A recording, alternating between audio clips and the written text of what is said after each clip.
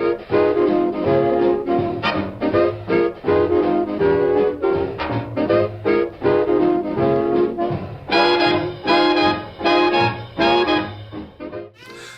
I'm Cain. I take care of the history section here at Prairie Lights. I've put together a display in the store of my 10 favorite books of the year, and I'm going to talk to you about a few of them today. The first one is Amir K. Benison's The Great Caliphs. It's a history of the Abbasid Caliphate. During the Abbasids' rule, the Muslim empire reached its apogee, both politically, economically, culturally. It's a very good book.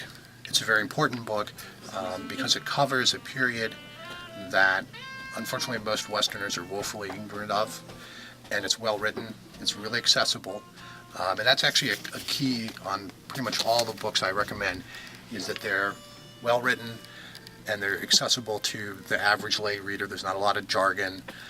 The prose isn't dry or wooden. Next up is Cahokia by Timothy R. Palcatet. You may be familiar with the Cahokia Mounds in southern Illinois.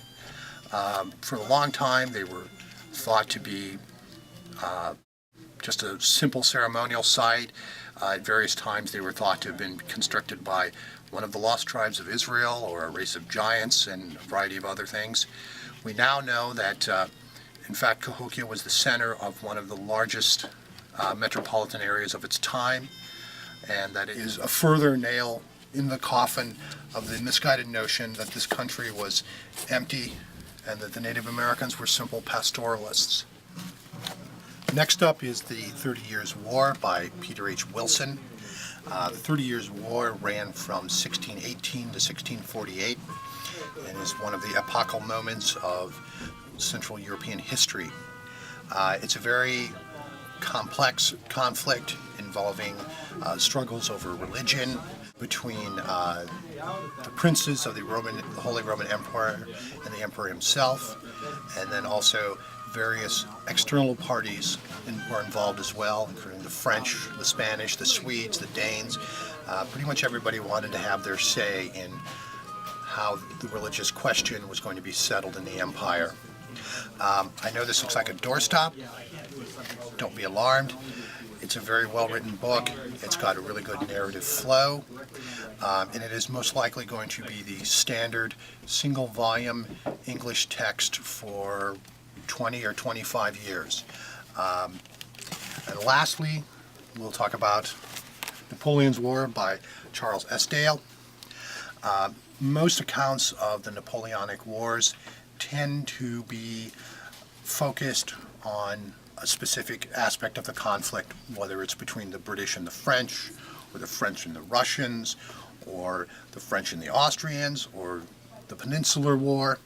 In this one volume, S. Dale tries to take a holistic look at it and to show how the various struggles impacted on each other and impacted the wider world. For example, he talks about the revolt of the Serbs against the Ottomans. They were inspired by the French. Needless to say, it didn't really work out so well for them. All the books I've chosen are very readable. They're very accessible.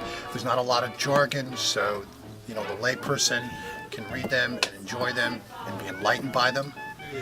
We've got a whole bunch more to choose from, and I hope you'll come down and see us, and I hope you have a joyous winter holiday season.